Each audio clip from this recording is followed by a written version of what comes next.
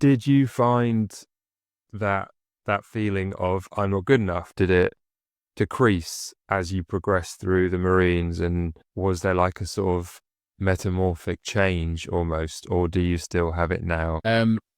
No, it didn't change throughout the Marines. Like it was, again, these are realizations that I've had over the past couple of years. Now I left service in 2021, and for the past 2 or 3 years, that's been my main sort of period of personal development.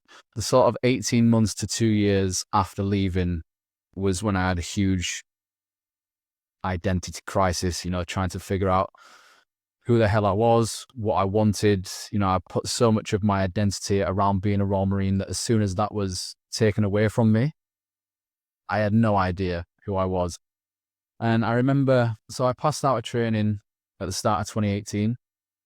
I joined in 2016. I got to week 31. So there's 32 weeks of training. I got to week 31 and I broke my ankle on one of the run-throughs for one of the commando tests. So that meant that I had to stay in rehab for 8 months.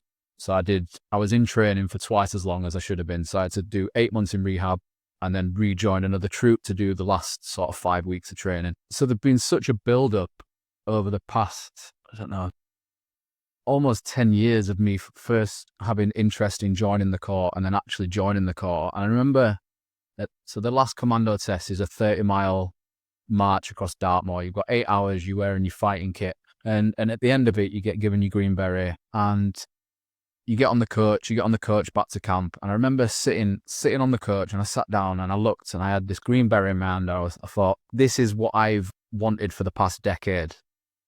And I was buzzing.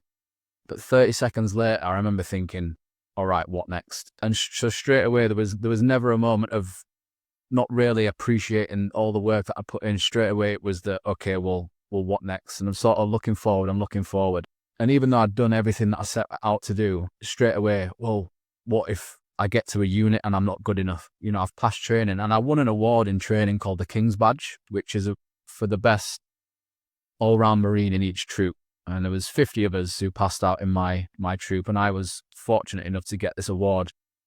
So I'd already proven that I could pass training. I'd already proven that I had the ability to lead and to help others and to look at the bigger picture in maybe a more useful way than other guys around me at that level of my career.